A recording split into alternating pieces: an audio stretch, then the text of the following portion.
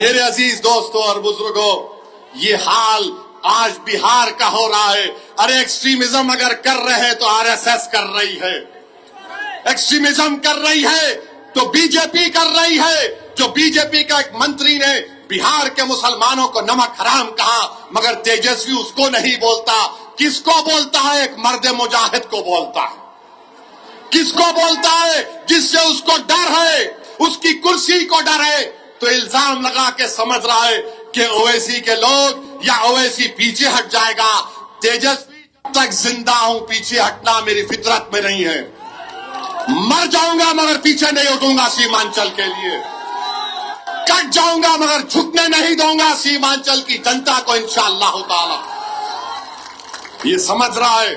अरे तुमने सियासत कहां सीखी? हम जब पैदा हुए तो हमारे अब्बा ने, मरहूम बाप ने, अल्लाह उनकी मग़फ़िरत करे, एक बड़े अहले दिल को बुलाकर कहा कि हमारे कान में अज़ान दो। उसके बाद हमारे अब्बा ने कहा सियासत सियासत सियासत सियासत। हम सियासत को जानते हैं और तुम्हारे जैसे लोगों को तो उंगलियों में खेल लूंगा इंशाअल्लाह ताला।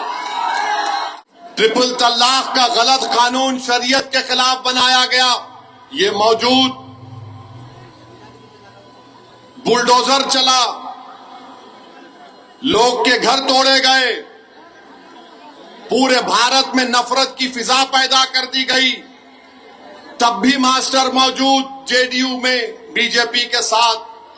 तो क्यों दिया मास्टर को यहां पर और क्यों दिया शाहनवाज को जोकीहाट में, और इन तीनों को क्यों नहीं दिया? मैं बताता हूं, सुनो। क्योंकि तेजस्वी ने देखा कि इजहार असफी में जहर नहीं है, इजहार असफी में जहर नहीं है। तो तेजस्वी ने महसूस किया कि ज्यादा जहर सबसे ज्यादा अगर किसी में है तो उस शख्स में है जो बीजेपी के साथ था। समझा आपने? जिसके पास ज्यादा जहर था तो जहरीले को टिकट दिया, और जिसके पास कोई जहर नहीं था उसको धोखा देकर खंजर मार दिया। शाहनवाज के पास बहुत जहर था तो कहा तू मेरा जानशीन है, तू मेरे साथ रहेगा। यानी इब्लीस भी यही देखता है। इब्लीस किसको चुनता है अपना एजेंट?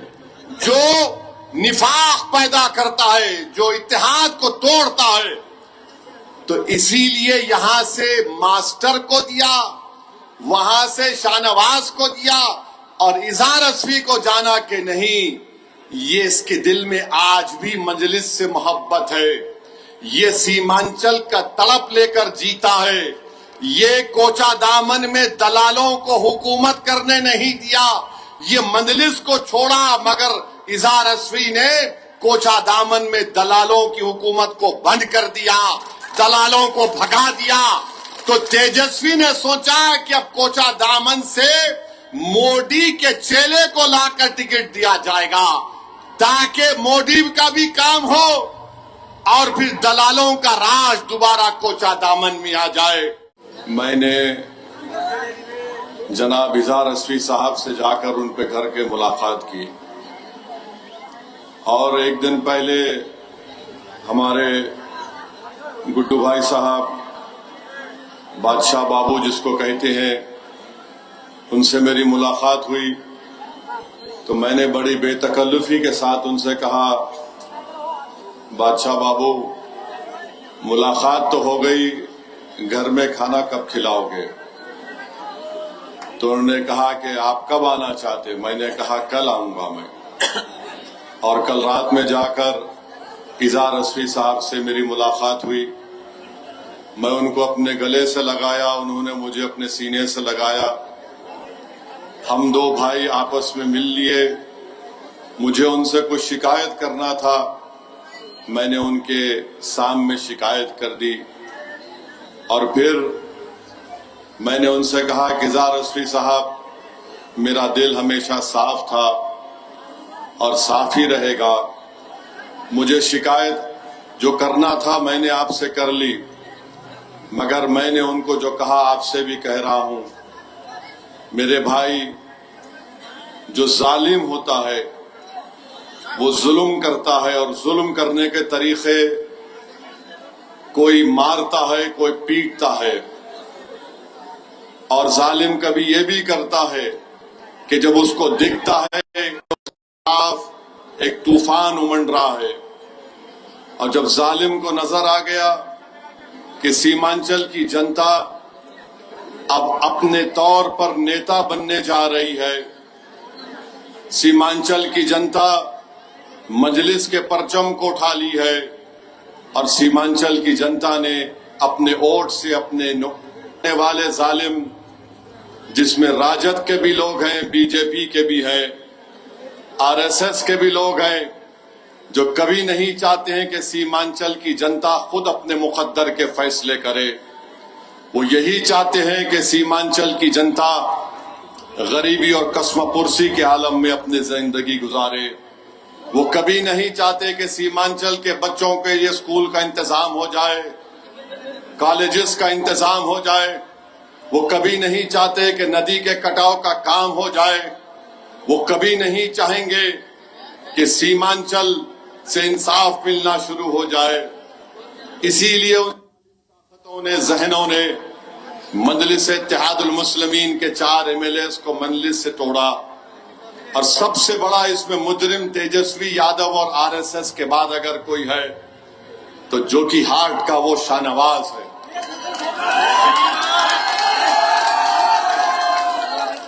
इसने पैसे लिए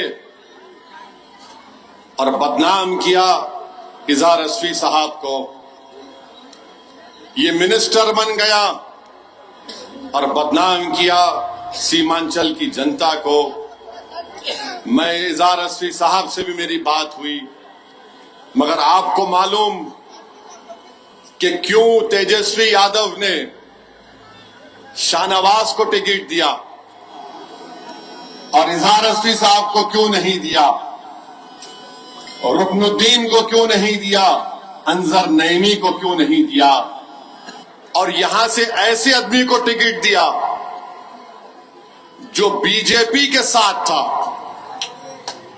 जो बीजेपी के साथ था। सुनो, जो बीजेपी के साथ उस वक्त था जब CAA का कानून बनाया गया, जिसमें मजहब के नाम पर कानून मोदी ने बनाया, तो ये मास्टर मौजूद। ट्रिपल तलाक का गलत कानून शरीयत के खिलाफ बनाया गया, ये मौजूद। बुलडोजर चला, लोग के घर तोड़े गए, पूरे भारत में नफरत की फिजा पैदा कर दी गई, तब भी मास्टर मौजूद जेडीयू में बीजेपी के साथ। तो क्यों दिया मास्टर को यहां पर और क्यों दिया शाहनवाज को जोकीहाट में, और इन तीनों को क्यों नहीं दिया, मैं बताता हूं, सुनो। क्योंकि तेजस्वी ने देखा कि इजहार रस्वी में जहर नहीं है, इजहार रस्वी में जहर नहीं है। तो तेजस्वी ने महसूस किया कि ज्यादा जहर सबसे ज्यादा अगर किसी में है तो उस शख्स में है जो बीजेपी के साथ था। समझा आपने?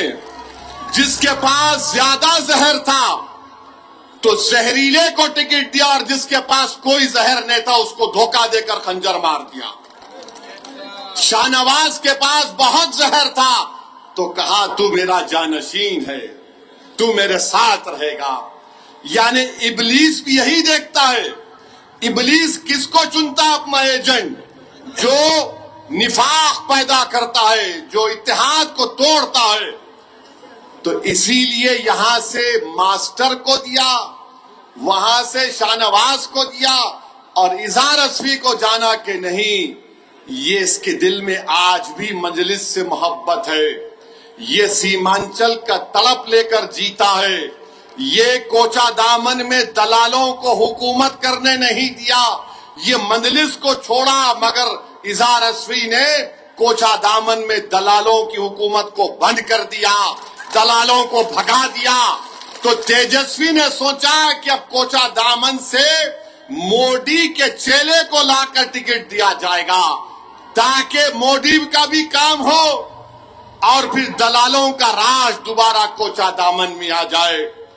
बचाओ बताओ कोचा दामन की जनता, बताओ बिलासपुर की जनता, तुम दलालों को साथ दोगे या तुम एक साफ सुथरे नौजवान का साथ दोगे? आपको फैसला करना है। आप दलालों का साथ तो नहीं देंगे ना? अगर नहीं देंगे तो फिर याद रखो, पूरी ताकत के साथ आपको 11 तारीख के दिन अपना वोट डालना पड़ेगा।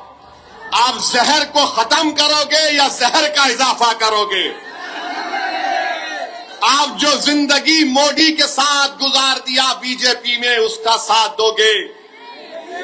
किसका साथ दोगे आप बताओ? गुड्डू बाबू खड़े हुए हैं, इनका वीडियो देखा मैं, ये अपने परिवार के साथ रो रहे थे। देखकर मैं भी जज्बाती हो गया कि तेजस्वी को जरूरत थी इजहार अस्वी की, इस्तेमाल करके खंजर मारकर छोड़ दिया। मैं फोन करके इजहार अस्वी साहब गुड्डू बाबू से मिला और इजहार अस्वी साहब के घर जाकर उनसे मुलाकात किया। तेजस्वी, तुम एक बात सुन लो, तुमने इजहार अस्वी को छोड़ा, ना कोचा दामन ने इजहार अस्वी को छोड़ा, ना ओवैसी ने इजहार अस्वी को छोड़ा। हम इजहार अस्वी का साथ देंगे। कल जब घर से निकल रहा था तो मैंने कहा, हाजी साहब अब तुमको कहीं जाने नहीं दूंगा मैं, अब तुमको मेरे साथ रखूंगा हाजी साहब, और अगर मैं दुनिया से जाऊंगा हाजी साहब तो तुम्हारे कंधे पर तुम मेरा जनाजा लेकर जाना। अब यहां से कोई रास्ता नहीं हाजी साहब। तो इजहार अस्वी साहब ने कहा कि बिल्कुल सही है, हमको धोखा दिया और हमको इस्तेमाल किया। तो मेरे अजीज दोस्तों और बुजुर्गों, पहचानो इन लोगों को, उनको टिकट देते हैं जो ट्रिपल तलाक के वक्त, CAA के कानून के वक्त बुलडोजर चल रहा है, एनकाउंटर हो रहा है, तमाम मुल्क में मस्जिदों पर हमले हो रहे हैं, केसेस बुक हो रहे हैं। ऐसे आदमी को लाकर तेजस्वी ने अपना टिकट दिया है। सोच समझ कर कोचा दामन की जनता अपना वोट का इस्तेमाल करना, और ये कोचा दामन मंजलिस का है और हमेशा रहेगा इंशाअल्लाह ताला। पिछले पार्लियामेंट के चुनाव में आपने अख्तरुल ईमान को, मंजलिस को 65,490 वोट दिए। 5 साल पहले मंजलिस के उम्मीदवार जनाब इजहार अस्वी साहब को आपने 79,890 वोट दिया था। तो पार्लियामेंट में भी यहां से अख्तरुल ईमान को लीड आई, असेंबली में भी मंजलिस को लीड आई। मास्टर इंशाअल्लाह तू हारेगा। कोचा दामन की जनता दलालों को हराएगी। कोचा दामन की जनता रुश्वत लेने वालों को कभी माफ और कबूल नहीं करेगी।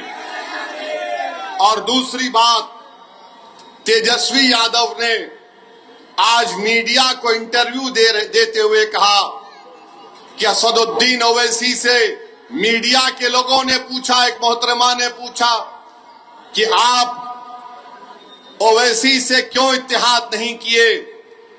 तो तेजस्वी ने कहा कि ओवैसी, क्या कहा उसने? ओवैसी एक्सट्रीमिस्ट है, चरमपंथी है, इंतहा पसंद है, दहशतगर्द है। आप बताइए हमको, हम तेजस्वी को बोलेंगे बाबू एक्सट्रीमिस्ट को तुम जरा अंग्रेजी में लिख के बता दो।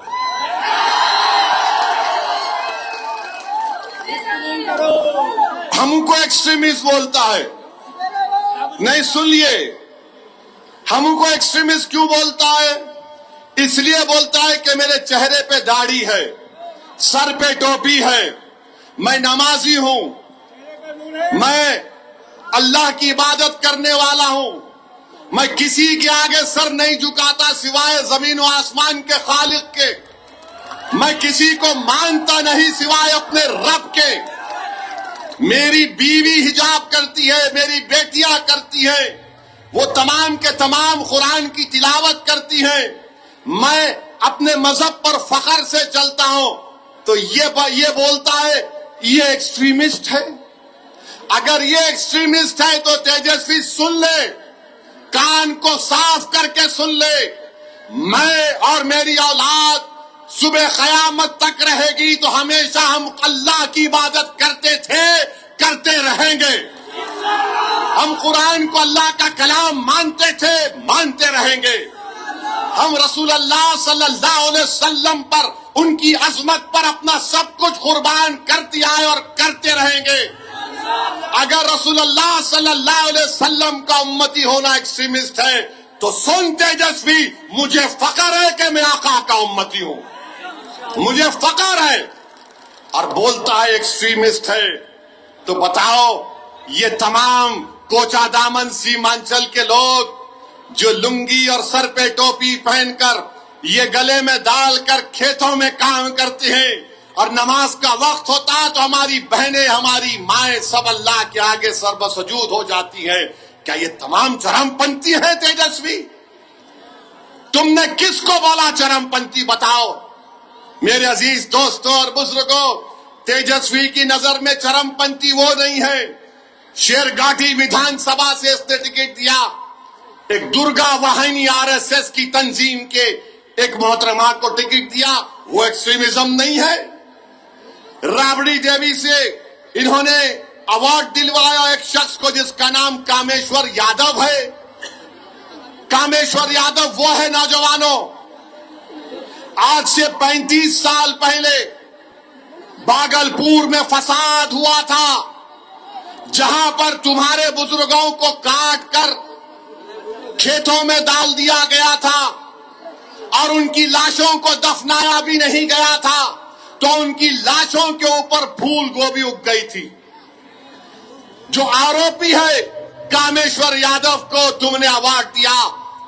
बताओ, मैं एक्सट्रीमिस्ट हूं, मैं चरमपंथी हूं, मैं दहशतगर्द हूं। और फिर मेरे अजीज दोस्तों और बुजुर्गों, आपको याद होगा 2023 में रेलवे पुलिस ने ट्रेन में एक कांस्टेबल ने 3 लोगों को नाम पूछकर गोली मार दी। एक मधुबनी के असगर अब्बास अली साहब थे। तेजस्वी, तुम्हारा एक बयान बताओ, असगर अली अब्बास की मौत जो एक रेलवे के पुलिस कांस्टेबल ने नाम पूछकर मारी थी, मरने वाले में असगर अली अब्बास अली मधुबनी का था, मरने वाले में हैदराबाद का था। तुम मुझे चरमपंथी और दहशतगर्द कहते हो तेजस्वी। हमने क्या किया मरने वाले के लिए? माजिद हुसैन एमएलए के हल्के का वो बेचारा मजलूम था, उसकी लाश को हैदराबाद मंगवाया।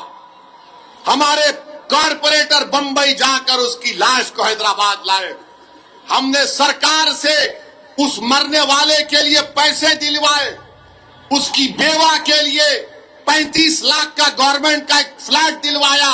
अरे तेजस्वी, तुम मरने वाले अब्बास अली मधुबनी के ताल्लुक से तुम एक लफ्ज नहीं बोलते और बोलते ओवैसी एक्सट्रीमिस्ट, चरमपंथी, आतंकवादी है।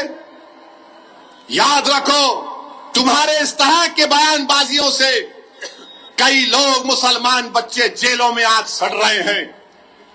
सुनो, कोचा दामन और सीमांचल और बिहार की जनता जो 14% रहकर वजीर आला बनना चाहता है, यह उसकी सोच है कि जिसके सर पे टोपी और दाढ़ी है उसको चरमपंथी कहता है, आतंकवादी कहता है। बताओ, इस तेजस्वी में और मोदी में अब क्या फर्क बाकी रहा? बताओ क्या फर्क बाकी रहा? ये सबको बोलेगा, जिसके चेहरे पे दाढ़ी देखेगा, जिसके चेहरे पे टोपी देखेगा, कुर्ता पायजामा देखेगा, बोलेगा ये चरमपंथी है। मेरे दोस्त, पहचानो इन लोगों को। इलेक्शन आता जाता रहेगा, मगर याद रखो, अगर तुम सांप को दूध पिलाओगे, ये सांप इजहार असवी को डस चुका है, कहीं ये कोचा दामन और सीमांचल की जनता को ना डसे। फैसला तुमको करना है, फैसला आपको करना है। और फिर ये तेजस्वी 8 सितंबर 2022 सीवान में एक 70 साल का बूढ़ा अपने पोते के साथ मस्जिद में नमाज पढ़ रहा है। हट जाओ, मस्जिद में नमाज पढ़ रहा है। गड़बड़ हो गई, पुलिस ने 70 साल के बूढ़े को गिरफ्तार करके जेल भिजा दिया। आपको बता रहा हूं, तेजस्वी उप मुख्यमंत्री है। 2 दिन तक ये बच्चा पुलिस स्टेशन में रहा। उस बच्चे की मां पुलिस स्टेशन के बाहर खड़े रहकर रो रो कर पुकार रही थी, मेरा बच्चा 13 साल का नहीं है, ये बर्थ सर्टिफिकेट है 8 साल का है। कौन गया अख्तर अली मान गया दौड़कर। इस जालिम तेजस्वी ने क्या किया, उस 8 साल के बच्चे को जेल भिजा दी। कानून ये बोलता है जो 15-16 साल के होते हैं उनको अलग जेल होती है। आप सोचो थोड़ी देर के लिए, अगर आपका बेटा होता 8 साल का होता तो 2 दिन अपनी मां बाप के बगैर पुलिस स्टेशन में था, 4 दिन जेल में था बड़े बड़े कातिलों के साथ। मैं जब सोचता हूं मेरे रोंगटे खड़े हो जाते। तुम उप मुख्यमंत्री थे, 7 दिन के बाद वो बच्चे को बेल हुई और लोग बोलते हैं ओवैसी क्या करेगा। अरे ओवैसी कुछ नहीं करा, मगर कम से कम एक कुत्ते की तरह पुकार रहा था, मेरा बेटा है, छोड़ो छोड़ो छोड़ो। तुम तो कुर्सी पर बैठे थे, तुमसे उठा भी नहीं हो सका। क्या फायदा इन लोगों को इख्तिदार की कुर्सियों पर बैठाने का, जब एक 8 साल का बच्चा 7 दिन के लिए अपनी मां से महरूम हो गया और तेजस्वी एक लफ्ज नहीं बोल सके। आज तेजस्वी कहता है ओवैसी एक्सट्रीमिस्ट है, चरमपंथी है। तेजस्वी सुनो, तुम कभी बाबा साहेब अंबेडकर का संविधान पढ़ ही नहीं सकते, मुझे मालूम। कुछ भी होगा, उस बाबा साहब के अंबेडकर के संविधान पर, अल्लाह के नाम पर मैंने 2 मर्तबा बहैसियत विधायक उस वक्त के आंध्र प्रदेश में 2 मर्तबा हल्फ लिया, मुझे चारमीनार से मुंतखब किया। 5 मर्तबा मुझको हैदराबाद की आवाम ने विधायक मुंतखब किया। मैं बाबा साहब के संविधान पर हाथ रखकर अल्लाह के नाम पर हल्फ किया। याद रखो तेजस्वी, तुम मुझे चरमपंथी आतंकवादी कहकर तुमने कोचा दामन और सीमांचल की जनता की तौहीन की है। तुमने हैदराबाद, तेलंगाना, महाराष्ट्र, उत्तर प्रदेश की जनता की तौहीन की है। तुम्हारी ये ज़हनियत है कि जो तुम्हारे सामने नहीं झुकता, जो तुम्हारे सामने नहीं बिकता, जो तुम्हारे बाप से नहीं डरता, तुम उसको चरमपंथी कहते हो। मेरे अजीज दोस्तों और बुजुर्गों, ये सोच उस शख्स की है जो बिहार का मुख्यमंत्री बनना चाहता है। क्यों मुख्यमंत्री बनना चाहता है? 15 साल परिवार को मिले। अब हमने क्या कहा, मजलिस ने क्या कहा, जब 3.5% के मल्ला बरादरी वाले उप मुख्यमंत्री बनने का ऐलान करते हैं तो फिर 17% मुसलमान अल्पसंख्यक समाज के क्या करेंगे? मैंने कहा कि अब हमको उप मुख्यमंत्री नहीं चाहिए, अब हमको मुख्यमंत्री का पोस्ट चाहिए। मुख्यमंत्री बनेगा सीमांचल का बेटा इंशाअल्लाह। तुम लिख के रख लो तेजस्वी, मैं हैदराबाद से जरूर आया हूं और आता रहूंगा। सीमांचल का बेटा उप मुख्यमंत्री बनेगा। तुम नहीं बनोगे, ना बनने देंगे इंशाअल्लाह ताला। तुम में इतनी नफरत है, एक चेहरे पे दाढ़ी, सर पे टोपी तो एक्सट्रीमिस्ट। कभी तुमने पढ़ा एक्सट्रीमिस्ट किसको बोलते हैं? कभी तुमने देखा एक्सट्रीमिस्ट किसको बोलते हैं? अरे सुन तेजस्वी, जब भारत को जरूरत पड़ी पाकिस्तान के आतंकवाद के उस बुज़दिलाना हमले पहलगाम के बाद, तो जब मैंने भारत के पक्ष में बोलना शुरू किया तो पाकिस्तान के जालिम लोग बोल रहे थे कि भारत में एक ओवैसी है जो चरमपंथी है। तो मालूम हुआ पाकिस्तान के लोगों की जबान अब तेजस्वी बोल रहा है। समझा आपने? पाकिस्तान में जो दहशतगर्द बैठे हैं, जिन्होंने हमारे 26 भारत के नागरिक को मारा क्योंकि वो हिंदू थे, जब ओवैसी खड़ा हुआ भारत के सालिमियत के नाम पर, तो पाकिस्तान के तमाम लोग बोल रहे ये शेरवानी, सर पे टोपी, चेहरे पे दाढ़ी, ये एक्सट्रीमिस्ट है, ये चरमपंथी है, आतंकवादी है। तो लगता है तेजस्वी तुम पाकिस्तान से ये लफ्ज उठाए हो। इतनी मोहब्बत तुमको पाकिस्तान से हो गई तेजस्वी। मुझे पाकिस्तान से कभी ना मोहब्बत थी ना रहेगी। मेरी रगों में उन लोगों का खून है जिन्होंने पाकिस्तान को जाने वालों का बायकॉट किया। मेरी रगों में उन लोगों का खून है जिन्होंने अंग्रेजों को मार के भगाया था। हमको भारत के नागरिक होने का फख्र है, मगर ये शख्स चरमपंथी कहता है वो पाकिस्तान के आतंकवादी भी मुझे एक्सट्रीमिस्ट और आतंकवादी कहते। तो लगता है तेजस्वी को तालीम पाकिस्तान के आतंकवादी दे रहे हैं, पाकिस्तान के आतंकवादी दे रहे हैं। बोलो बाबू बोलो, याद रखो तेजस्वी, असदुद्दीन ओवैसी को तुमने पहचाना नहीं, तुम जानते नहीं असदुद्दीन ओवैसी को। मैं बागों में चलकर, चमन में चलकर यहां तक नहीं पहुंचा सीमांचल को। मैं 4 मरतबा जेल को गया हूं। एक दिन, एक वक्त 45 दिन अकेले जेल में था, जेल की कोठरी में था। चंद्रबाबू नायडू समझ रहा था कि ओवैसी को अकेले जेल की कोठरी में रखने से ये टूट जाएगा। मैं टूटा नहीं, मेरे अल्लाह का करम था।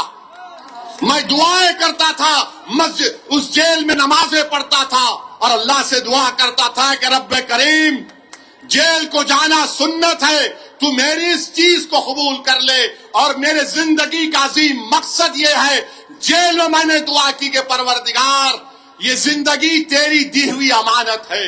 मेरी आंख तू बंद करने से पहले मेरी एक ही दिली तमन्ना है कि गरीब और मजलूम अवाम की एक सियासी क़ियादत खड़ा कर दे।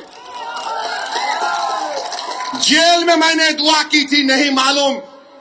आज मैं सीमांचल को आ गया, आपसे बात कर रहा हूं। 29-28 साल पुरानी बात कर रहा हूं और ये आकर कहता है चरमपंथी आतंकवादी। तेजस्वी तुमको बहुत भारी पड़ेगा। 11 तारीख के दिन जब कोचादामन की जनता जाएगी तो वोट डालेगी दलालों के लिए नहीं, बल्कि शराफत के नाम पर वोट डालेगी इंशाअल्लाह ताला। तुमने मुझे एक्सट्रीमिस्ट कहा ना, अब तुम देखते जाओ। अरे ये जबान बहुत दराज है।